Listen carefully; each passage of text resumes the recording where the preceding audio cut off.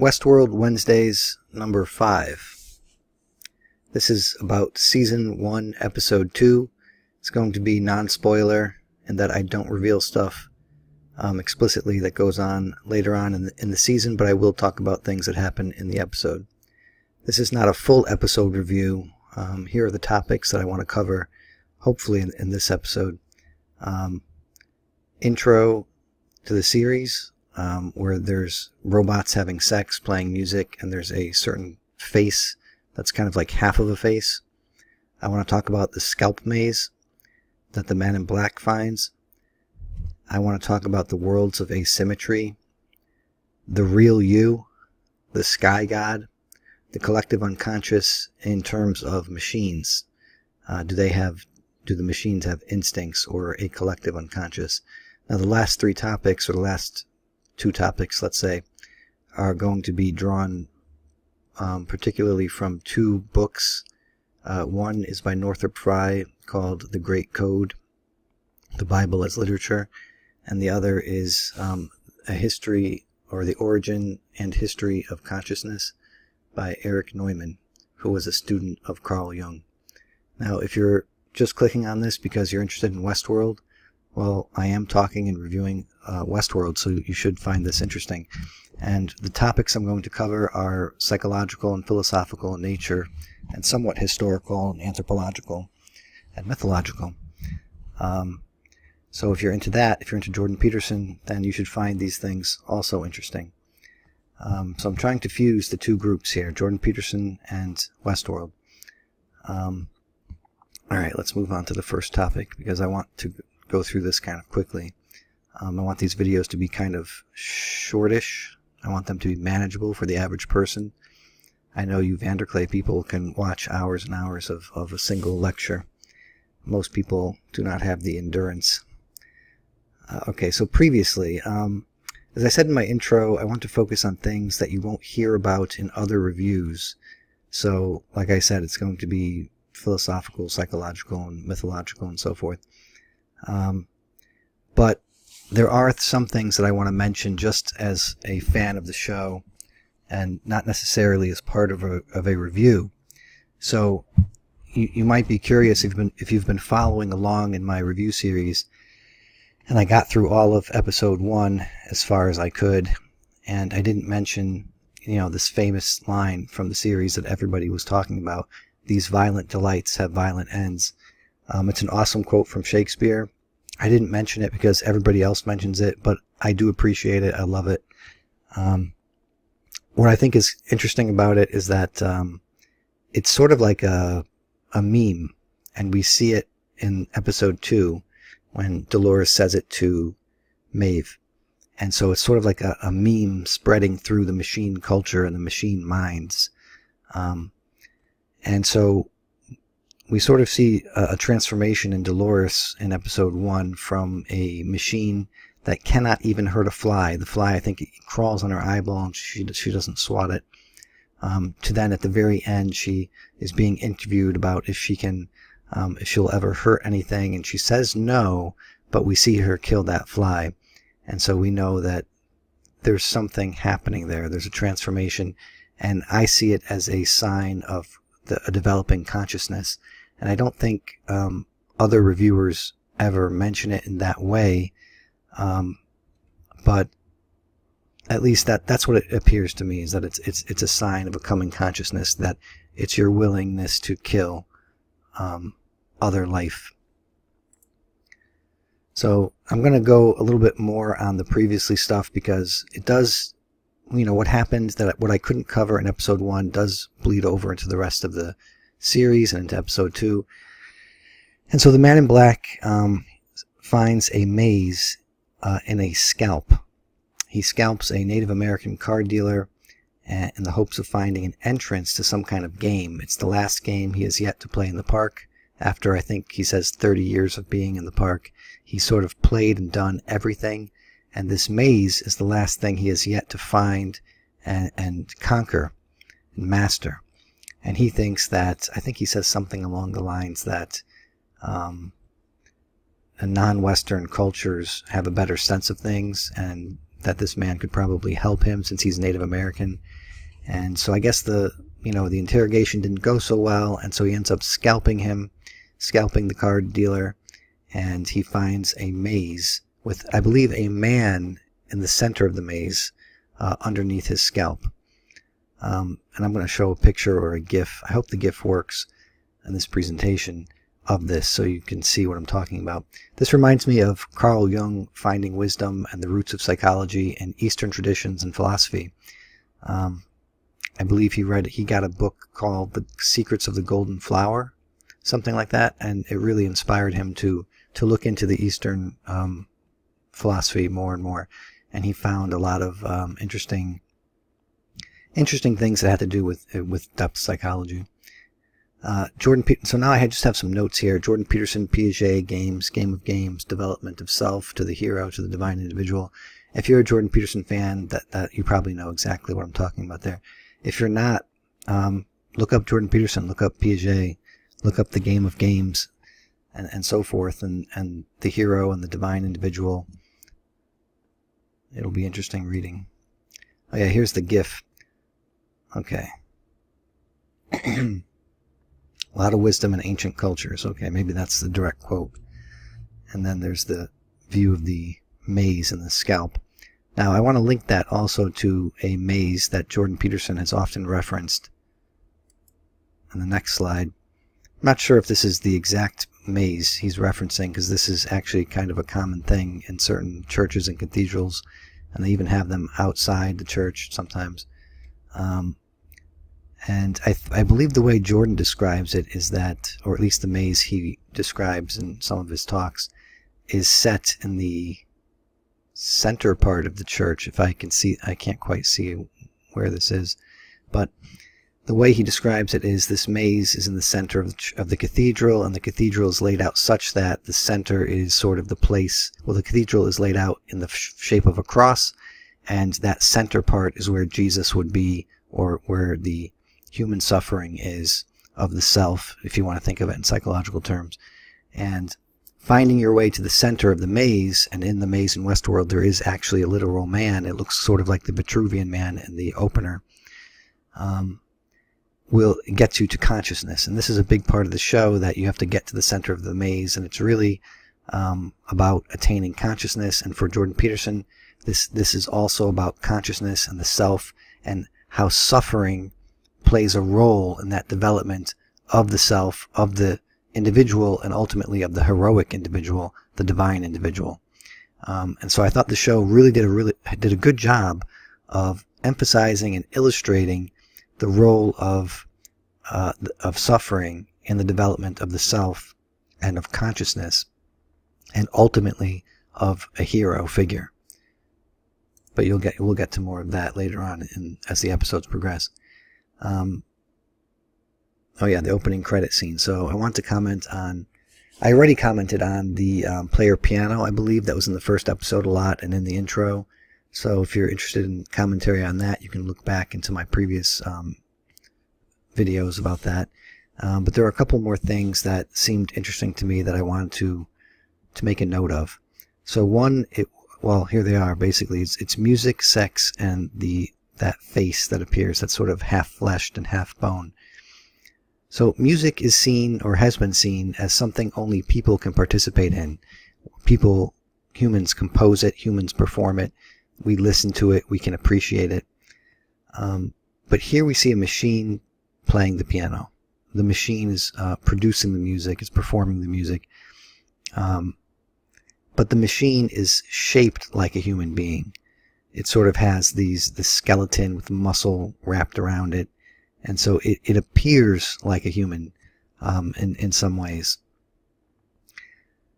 It's part of the blurring of the lines that the show attempts to portray or convey to us, perhaps prophetically, as all good sci-fi tends to do, that machines are doing more and more of what humans do, and perhaps humans are a different kind of machine. And this is a very modern perspective, and If you ever look into my Fearful Symmetry Fridays videos, you'll see that Northrop Frye and William Blake particularly argued vehemently against this idea. But it's sort of inescapable in science fiction, so I am going to talk about it. And that's what the show does. It talks about it. It opens up the conversation. Sex is also shown briefly, again, between two hosts, between two machines instead of humans. Now, these are machines that look like humans. Sex is another thing that we use to separate the human from the machine, and it is another thing that is being blurred currently. For example, there are robot brothels opening around the world. The sex act can be highly dramatic and psychologized. I don't think this is too commonly known, but maybe it is. I'm not sure. So I don't think I need to go into the details because I think just saying that you can figure it out. A lot of you are smarter than I am. So, but the basic narrative of the hero is that of the act of creation through sex. So now, again, in case you're just confused by like what the heck am I meaning by this, maybe you're just a Westworld fan, you're not too much into the philosophy and psychology part or the history of religion. But so, for example, a man has to leave the comfort zone that he's accustomed to in the hero story.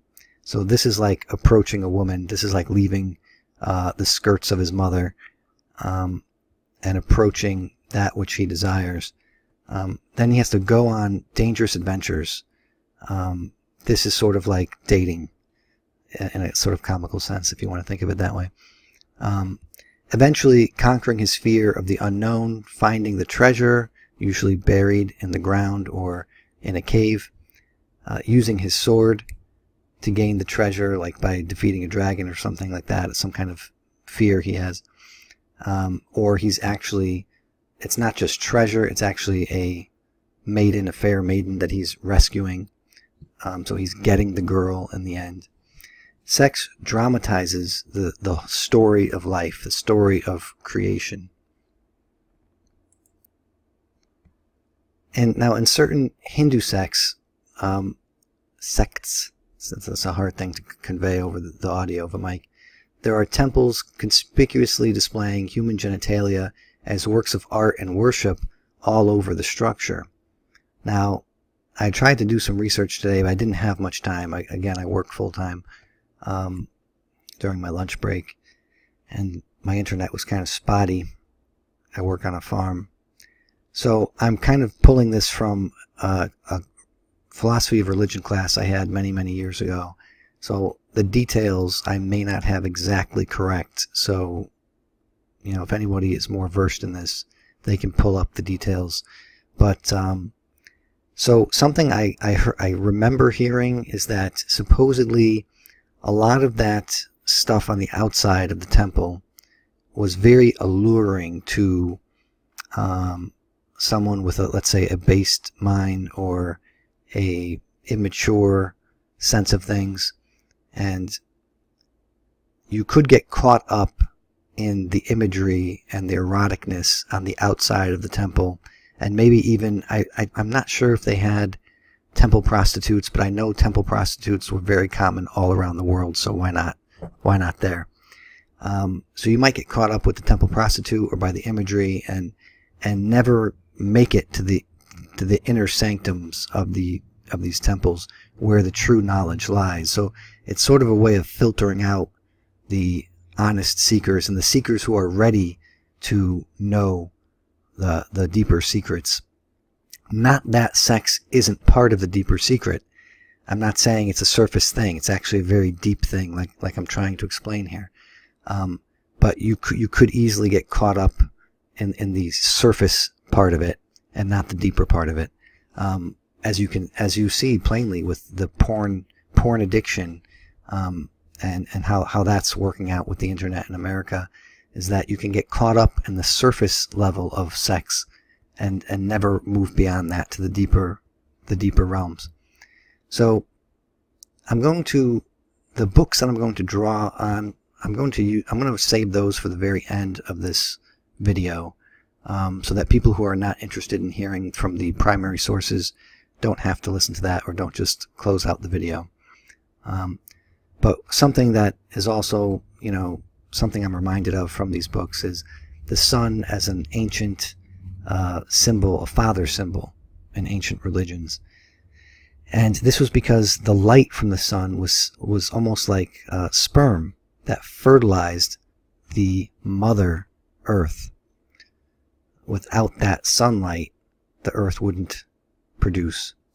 The quote sky god was actually not a primitive thing. It was actually a sign of advancement of civilization from a sort of hunter-gatherer type to a more agricultural type of civilization, using the signs from the sky to ascertain farming cycles. Most first civilizations or first groupings of people were matriarchal, and the emergence of the sky god is usually a sign of a patriarchy forming. And it's usually a movement from unconsciousness to consciousness. And that's a little bit harder to understand. That goes back to the history and origins of consciousness by Erich Neumann, which I'm going to read a little bit from at the end of this. So here's that face, that sort of, half flesh and half muscle and bone that we see in the intro. And so this reminds me a little bit of about revealing to us the nature of the human being, our embodiment, our corporeal nature. The structure of bone beneath the flesh is the human equivalent of the structure we see exposed oftentimes in the hosts. Now their structure is of a different substrate. So we're being shown that consciousness, that intelligence can be brought about on a different substrate. And perhaps this new creation parallels the old, an intelligent being creating other conscious beings, other intelligent conscious beings, from a certain substrate, and problems occur. A fall happens, perhaps is occurring in the reverse direction this time. In the reverse direction, I don't know if I need to explain that or not, but I'm just going to leave that there because this is running a little bit long as it is. The hosts face the nature of their creation, of their being, or their existence in this world. That's part of what's happening in this series. Now, I've talked a lot about this series from the perspective and focus of Ford and the Man in Black in the first episode. But here, it's important to understand, the other half of the show is about what's going on in this emergence of consciousness with the hosts. So too, we as human beings, through this drama of life in this show, are confronting our creation, our being, our natures. We are merely evolved animals, or are we? With futures determined by our genetics and the physics and chemistry of this universe? Or are we divine beings with immortal souls, capable of genuine good and genuine evil, fit for an eternal heaven or an eternal hell? Moral agents capable of understanding our own natures? Is that what we are? Are we something in between divine and animal? Is this halfway point between divinity and mere animal existence the place of conscious awareness? Being in the capital B, like this is the Heideggerian sense, the throneness in the world. Being, breaching the surface of the pools of eternity and time, knowing itself in the world, eating the fruit of the tree of knowledge, knowing good and evil, creating for ourselves our own futures, creating children in a biological sense, and perhaps species of children in a non-biological sense. Just as God created children not wholly of his own nature, but in his image, right? So in the show we have, biological humans, let's say, creating this new intelligent species, consciousness, not of their own substrate, but in their image, intelligent, conscious, creative, having some kind of free will nature. And that is a question in the show. Do they have free will? This comes up over and over again in the first season. Wake up, Dolores. Do you remember? This mysterious voice, it's the same as in the first episode, is speaking to Dolores again in the second episode, and we learn that it is Bernard. Bernard is sort of like the chief tech guy. This idea of Dolores being asleep, I see it as akin to us being asleep or an unconscious of another more real world that we currently don't understand or know. It is also indicative of her unconscious nature and, perhaps her using memory as a means to achieve consciousness. So this is another thing that the show kind of tries to explore, is that the nature and use of memory for conscious beings. And so we were introduced to the idea of reveries, which I talked about in the first episode, in my review of the first episode already, so I won't repeat that. But the reveries are a sort of sense of memory and how the memories could be used to create a more real personality and so forth. So this reminds me of an interesting, almost universal notion or intuition humans have had all around the world and throughout time, that we are not in the real world, that this, quote, waking life is akin to a dream. And if you haven't seen the movie Waking Life, I believe that's what it's called. I didn't research and double check my memory. I believe it's called Waking Life. It's a really interesting movie. Alex Jones, if you're interested in Alex Jones, he does a little appearance in it, right in the beginning, actually. And it's a really interesting, artsy look at what it is to be conscious and aware. So we are aware of a state of consciousness where we experience the world that is not, quote, real, and can sometimes determine this false reality, but not usually. So we have this dream sense. We can sometimes know that what we are experiencing is not the real world, but usually we cannot determine this, and we are sort of prisoners of this dream world. And in the dream world, we believe that it is the real world. It is not a dream. Once we are, quote, awake, we seem to have a good sense that we are in fact awake and no longer dreaming. Now again, this is not always the case. In college, I once had a dream of waking up several times, and each time I would go about my daily business after waking up, and then I would wake up again and again. This happened, I think, like 3 or 4 times, where within the dream I woke up, never having really woken up. So it's a really mind-bending experience once you're out of that, to then still be aware of it and remember it and so forth. And so then you start to apply it to the world, the waking world. So if we are routinely fooled in the dream world about its reality, how can we be so sure that our sense of reality in the real world isn't also being fooled in this waking life? We can't be certain, right?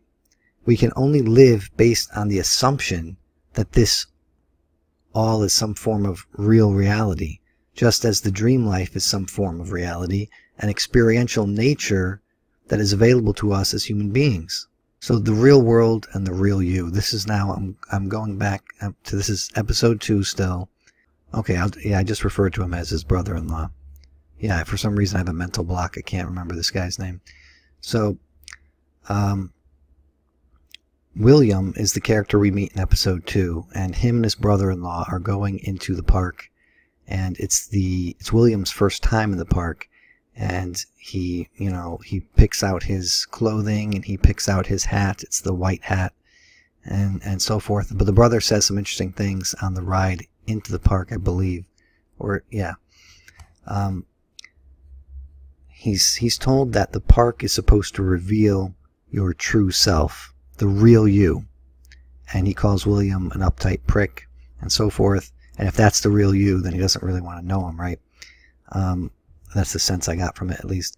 He says that being myself is the whole point of this trip, end quote. Oddly enough, the asymmetry we see here is as follows, and this is the asymmetrical worlds I was talking about in the very start. Based on this conversation and based on what you see throughout the show, is that in the real world, you are not your real self. You would think you would be in the real world. And think about the dream world too, that I just talked about. So in the real world, you are not your real self. In the dream world, or this fake Westworld, right? That's the fantasy world. You are your real self, or at least you have the opportunity to find your real self, or to be your real self. Now, William's brother-in-law thinks he's figured out his real self and is living out his true nature in the confines of this fantasy world. And he wants to offer that to William, to sort of let go of the real world and become your real self. It's okay to shed the mask, so to speak, and show what's beneath.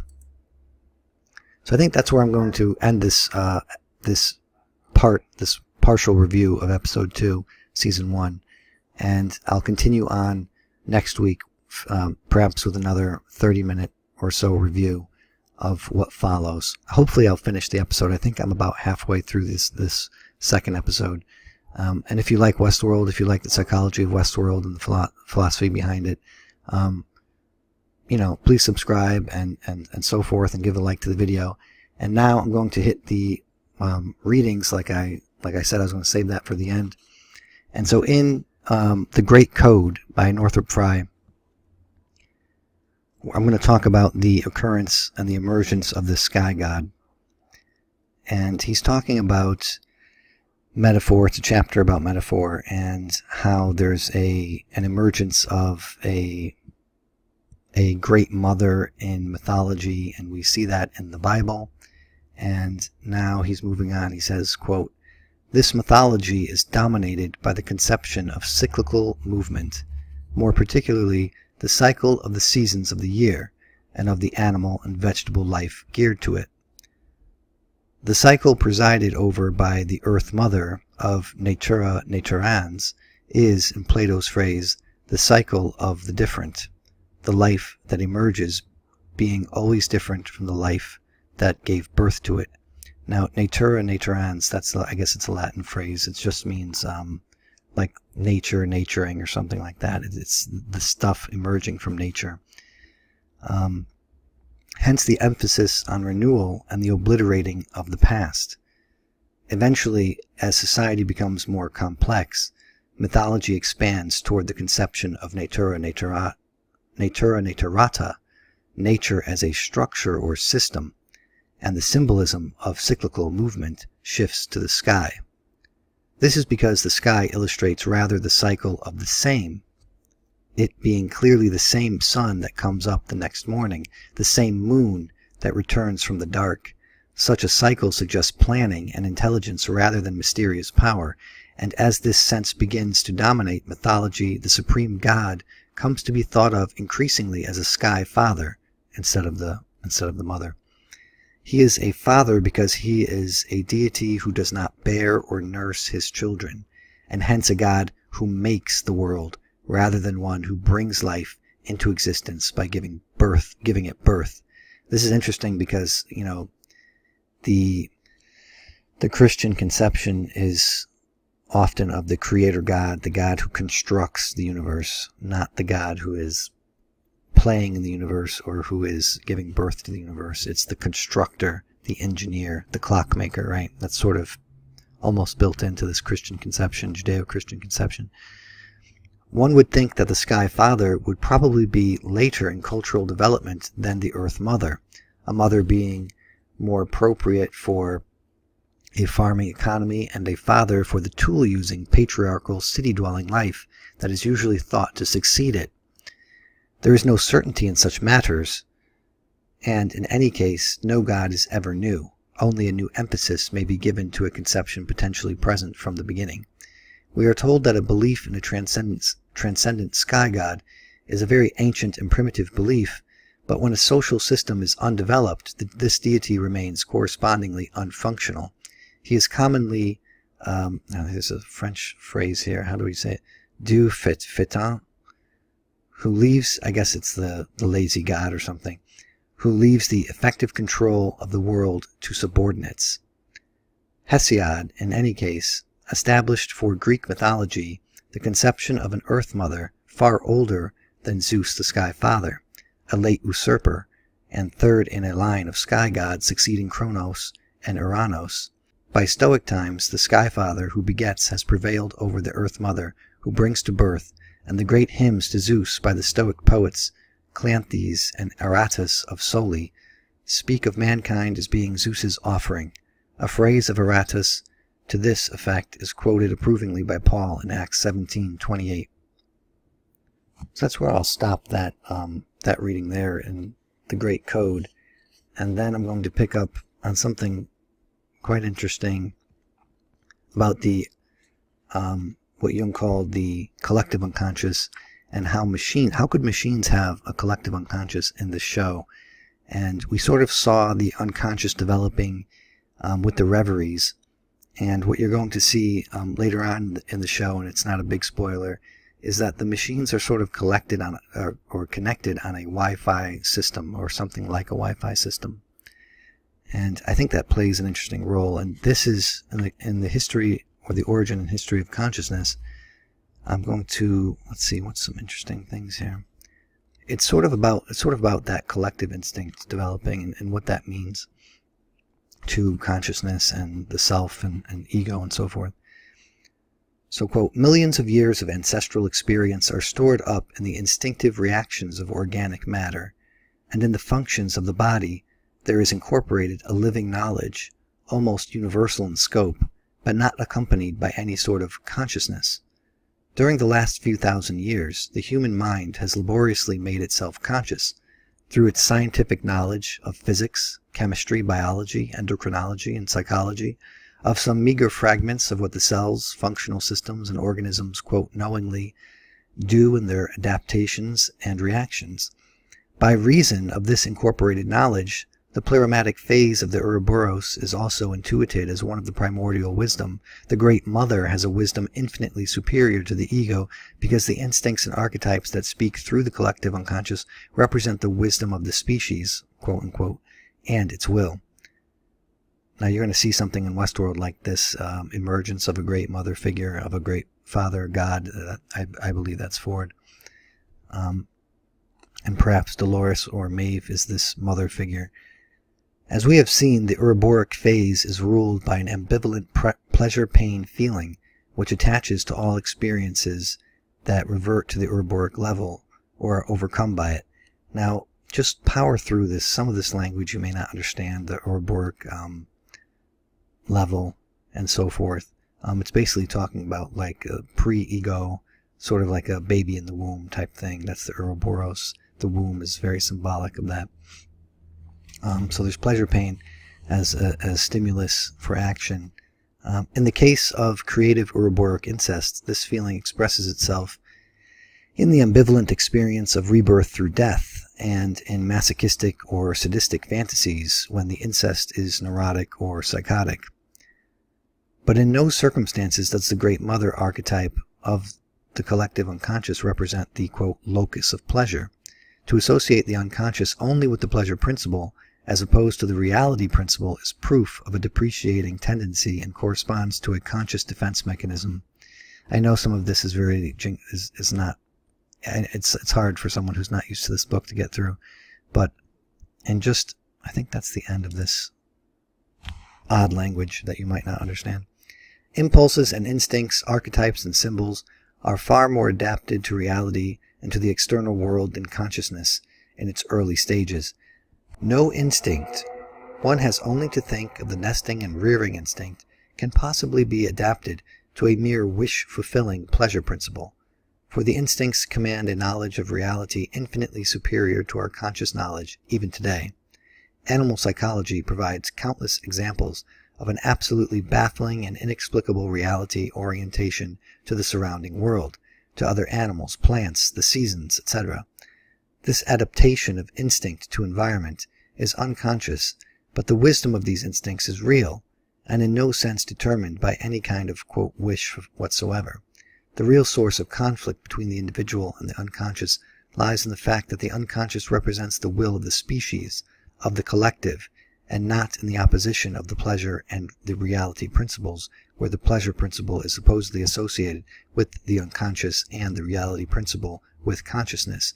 And so in the Westworld show, you're going to see this play out, especially in season 2, when certain characters are trying to act for the needs of the many and others just for their individual needs and wants. In the cosmic symbolism associated with the Ouroboros in creation mythology, we find a symbolic self-portrayal of that early psychic phase when there is as yet no uniformly centered personality. The multiplicity of the world and the corresponding multiplicity of the unconscious reveal themselves in the light of evolving consciousness. During the phase of the Ouroboros Great Mother, ego consciousness, so far as it is present, has not yet evolved its own system and has no independent existence. We can only imagine the earliest emergence of the elements of ego consciousness on the analogy of what happens today when, at particular moments of emotional exaltation or when the archetypes break through, that is, in certain extraordinary situations, there comes an illumination, a momentary uprising of consciousness, like the tip of an island breaking the surface, a flash of revelation which interrupts the humdrum flow of unconscious existence. These isolated or habitual phenomena have always been regarded by primitives and by ourselves as characterizing the, quote, great individual, end quote, who, as medicine man, seer, and prophet, or later as the man of genius, possesses a form of consciousness different from the average. Such men are recognized and esteemed as godlike, and their insights, whether they take the form of visions, maxims, dreams, or revelations vouchsafed by an apparition, lay the first foundations of culture. In general, now just as an aside, you're going to see this happening in Westworld. As consciousness is emerging, they're going to need such figures to lay down the foundations for their machine culture. In general, however, the course of human and extra-human existence in this phase is directed by the unconscious. The unity of the psyche, which analytical psychology defines as the self, functions immediately and without reflection in the totality of self-regulating and self-balancing psychophysical system. In other words, the tendency we call centroversion has a biological and organic prototype. I think that, yes, so that's where my final words are for this episode, or this video, about the second episode in season 1 of Westworld. Again, if you like this sort of thing, please like the video and subscribe. Thank you. Well, there's a guy who's got a little YouTube channel, and I've been sending a lot of people his way, Node in a Network, and he's basically been reading all of the stuff in the footnotes of Maps of Meaning, where we're all sort of plugged in as like nodes on the network. Node in a network, there's a good username. A node in a network. The wrong model, because you're at the center of a network. You're a node in a network.